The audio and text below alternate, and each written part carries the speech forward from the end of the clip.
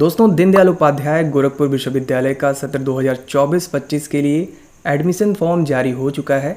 अब आप सभी लोग एडमिशन फॉर्म फिलअप कर सकते हैं और आज के इस वीडियो में मैं आप सबको गाइड करूंगा कि कैसे स्टेप बाय स्टेप आपको एप्लीकेशन फॉर्म फिलअप करना है। तो यदि आप गोरखपुर विश्वविद्यालय का एडमिशन फॉर्म भरने जा रहे हैं या फिर भरने वाले हैं तो इस वीडियो को कम से कम एक बार आपको ज़रूर देखना चाहिए, जिससे कि फॉर्म भरते समय आपसे कोई भी गलती ना हो। सो फॉर्म भरते समय आपको कौन कौन से डॉक्यूमेंट लगेंगे, फ़ोटो और सिग्नेचर की साइज़ क्या होनी चाहिए और इसके साथ ही साथ कौन कौन से डॉक्यूमेंट अपलोड करने हैं, इसकी पूरी जानकारी आपको इस वीडियो में मिलने वाला है। तो वीडियो को ध्यान से देखिएगा, स्टेप बाय स्टेप मैं आपको बताने वाला हूँ कि कैसे आपको फॉर्म भरना है। सो अब चलिए बिना टाइम वेस्ट किए वीडियो को शुरू करते हैं। तो गोरखपुर विश्वविद्यालय का एप्लीकेशन फॉर्म फिलअप करने के लिए सबसे पहले आपको आना है एडमिशन पोर्टल पर। यहाँ पर आने के लिए आपको गूगल में सिंपली सर्च करना है DDU।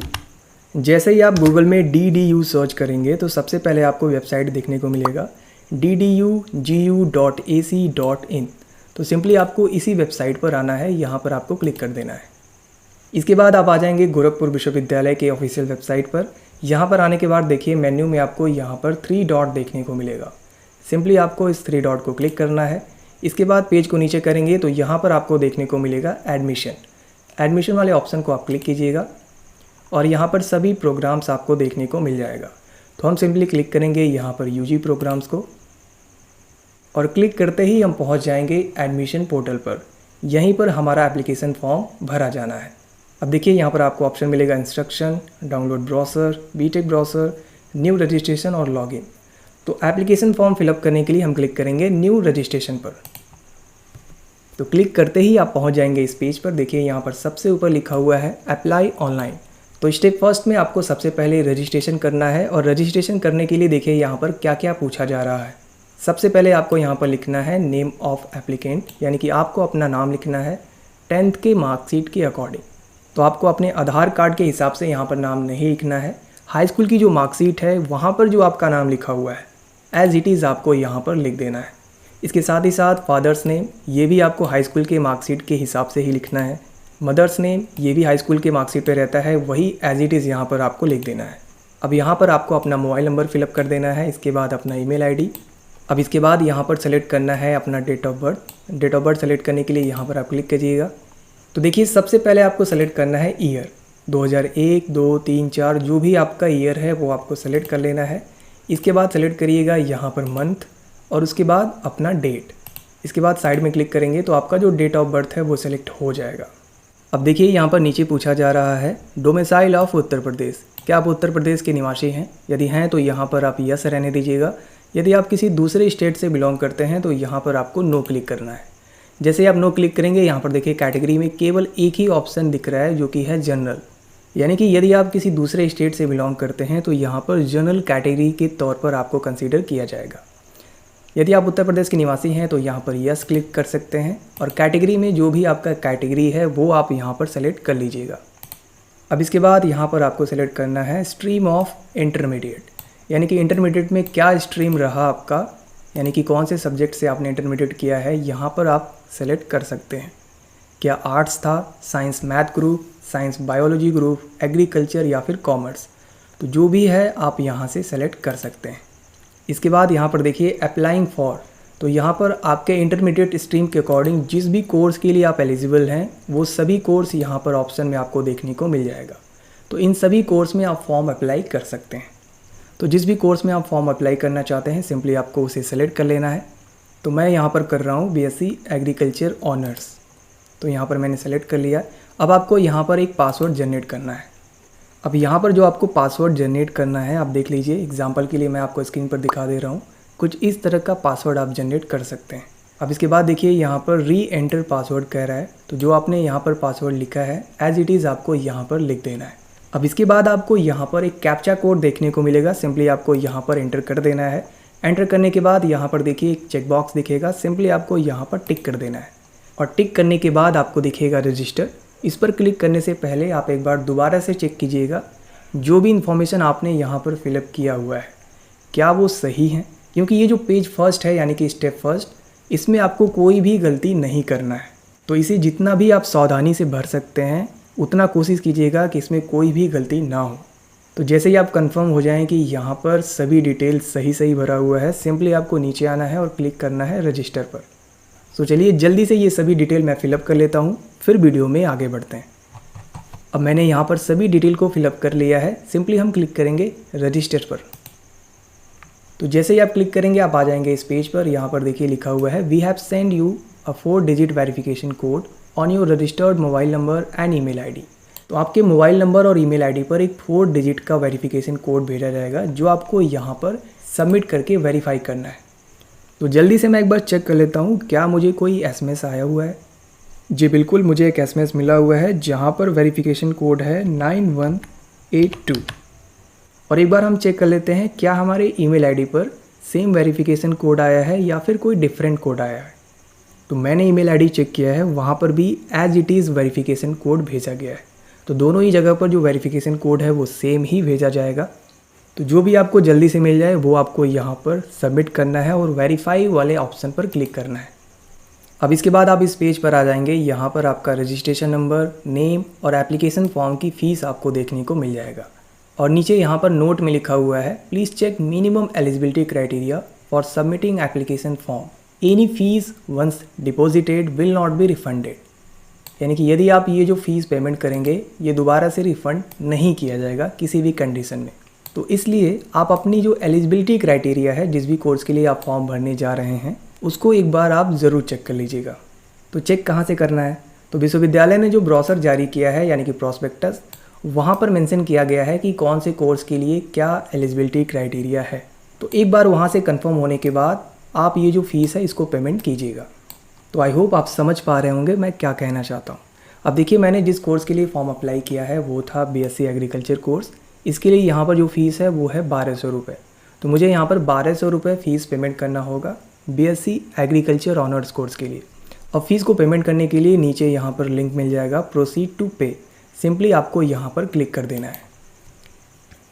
अब इसके बाद आप पेमेंट वाले पेज पर आ जाएंगे। यहाँ पर पेमेंट के सभी ऑप्शंस आपको देखने को मिल जाएगा, जैसे कि यूपीआई, कार्ड्स और नेट बैंकिंग। तो जिससे भी आप पेमेंट करना चाहते हैं उससे आप यहाँ पर कर सकते हैं। तो हम लोग पेमेंट करेंगे यहाँ पर यूपीआई से। सिंपली हम क्लिक करेंगे यूपीआई या फिर क्यूआर, जिसके लिए आपको यहाँ पर अपना यूपीआई आईडी या फिर मोबाइल नंबर डालना होगा, या फिर आप यहाँ पर शो क्यूआर कोड पर क्लिक करके एक क्यूआर कोड जनरेट कर सकते हैं, जिसे स्कैन करके आप पेमेंट कर सकते हैं। टोटल यहाँ पर आपको 12 मिनट मिलेगा और 12 मिनट के अंदर ही आपको पेमेंट यहाँ पर कंफर्म करना है। तो चलिए जल्दी से हम इसको स्कैन करते हैं और पेमेंट करने के बाद वीडियो में आगे बढ़ते हैं। अब देखिए जैसे ही आप पेमेंट कर देंगे इसके बाद आप इस पेज पर रिडायरेक्ट हो जाएंगे, जहाँ पर लिखा हुआ है thank you your payment of 1200 successful. और इसके साथ ही साथ यहाँ पर your registration fees has been successfully submitted, ये आपको देखने को मिल जाएगा। इसका मतलब है कि आपने जो फ़ीस है उसे सफलतापूर्वक पेमेंट कर दिया है। अब इसके बाद इस ग्रीन वाले बटन पर क्लिक करके आप पेमेंट की रिसिप्ट डाउनलोड कर सकते हैं। उसके बाद यहाँ पर देखिए लिंक मिलेगा proceed to complete application form, तो इसे हम सिंपली क्लिक कर देंगे। जैसे ही आप क्लिक करेंगे आप इस पेज पर आ जाएंगे, जहाँ पर आपके बेसिक इन्फॉर्मेशन यहाँ पर पूछे जा रहे हैं। तो सबसे पहले आपका यहाँ पर रजिस्ट्रेशन नंबर ऑलरेडी यहाँ पर लिखा होगा। स्ट्रीम आपने जो सेलेक्ट किया था रजिस्ट्रेशन के समय वो भी आपको यहाँ पर देखने को मिल जाएगा। कौन से प्रोग्राम के लिए आप अप्लाई कर रहे हैं उसका भी नाम आपको यहाँ पर देखने को मिल जाएगा। इसके साथ ही साथ आपका नाम, mobile number, full name of father यानी कि पिताजी का नाम, माताजी का नाम, email ID, date of birth, domicile, और इसके बाद यहाँ पर आपका कैटेगरी यानी कि रजिस्ट्रेशन के समय आपने जो भी डिटेल फिलअप किया था उसकी पूरी इन्फॉर्मेशन आपको यहाँ पर देखने को मिल जाएगा। अब देखिए इस पेज में जो डिटेल फिलअप करना है वो है अल्टरनेट या फिर गार्जियंस मोबाइल नंबर। तो यहाँ पर आपको यदि कोई दूसरा अल्टरनेट नंबर है तो वो भर सकते हैं, या फिर अपने गार्जियंस का यहाँ पर मोबाइल नंबर डाल सकते हैं। इसके बाद आपको यहाँ पर फिलअप करना है अपना आधार नंबर। इसके बाद जेंडर सेलेक्ट करने के बाद यहाँ पर नेशनैलिटी, यदि आप इंडियन हैं तो यहाँ पर इंडियन ऑलरेडी सेलेक्टेड है, अदर कंट्री से हैं तो आपको यहाँ पर अदर क्लिक कर देना है। इसके बाद आपका रिलीजन, तो जो भी रिलीजन है आपको सिंपली यहाँ पर क्लिक कर देना है। इसके बाद सब कैटेगरी में देखिए जिसमें आपको देखने को मिलेगा स्पेशली एबल्ड यानी कि दिव्यांग। इसके साथ ही साथ dependent of freedom fighters, son, daughters, grandson, यदि आप इनमें से किसी भी कैटेगरी से बिलोंग करते हैं तो उसे आप यहाँ पर क्लिक कर सकते हैं। अब देखिए नीचे आपको यहाँ पर वेटेज का ऑप्शन देखने को मिल जाएगा। यदि आपके पास कोई NCC B ग्रेड का सर्टिफिकेट है तो आप यहाँ पर चेक कर सकते हैं। इसके साथ ही साथ यदि आपके पास कोई स्काउट गाइड का सर्टिफिकेट है तो वो भी आप यहाँ पर क्लिक कर सकते हैं। इसके साथ ही साथ आप देख सकते हैं यूनिवर्सिटी या फिर कॉलेज एम्प्लॉय वार्ड। तो यदि आपके फैमिली मेम्बर में कोई यूनिवर्सिटी या फिर कॉलेज में एम्प्लॉय है तो आप यहाँ पर क्लिक कर सकते हैं और आपको वेटेज यहाँ पर मिल सकता है। यदि आपके पास कोई स्पोर्ट्स का सर्टिफिकेट है तो आप यहाँ पर क्लिक करके वेटेज का फ़ायदा ले सकते हैं। तो मैं जिस स्टूडेंट का फॉर्म फिलअप कर रहा हूँ यहाँ पर वेटेज का कोई भी उसके पास डॉक्यूमेंट अवेलेबल नहीं है, तो मैं इसे अनटिक ही रहने दूंगा। इसके बाद देखिए यहाँ पर आपको एड्रेस फॉर करस्पॉन्डेंस, तो यहाँ पर आपको फिलअप करना है अपना स्थायी पता, पिन कोड क्या है वो आपको यहाँ पर फिलअप करना है, सिटी नेम क्या है आपको यहाँ पर मेंशन करना है। तो चलिए मैं जल्दी से इसको फिलअप कर लेता हूँ, फिर वीडियो में आगे बढ़ते हैं। तो देखिए हमने यहाँ पर लगभग सभी डिटेल को फिलअप कर लिया है। अब हम सिंपली क्लिक करेंगे सबमिट वाले बटन पर। अब जैसे ही आप सबमिट वाले बटन पर क्लिक करेंगे आप आ जाएंगे इस पेज पर। यहाँ पर आपको क्वालिफाइंग एग्जामिनेशन की डिटेल फिलअप करनी है।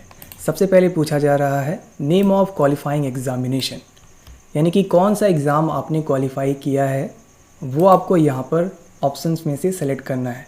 क्या आपने इंटरमीडिएट किया हुआ है या फिर कोई और डिग्री। तो मेरे कंडीशन में यहाँ पर जो स्टूडेंट है वो इंटरमीडिएट पास कर लिया है, तो यहाँ पर मैं सेलेक्ट करूँगा इंटरमीडिएट। इसके बाद यहाँ पर पूछा जा रहा है ईयर, यानी कि पासिंग ईयर क्या है। तो जो भी आपका पासिंग ईयर है वो आप यहाँ पर सेलेक्ट कर सकते हैं। अब इसके बाद आपको सेलेक्ट करना है बोर्ड या यूनिवर्सिटी।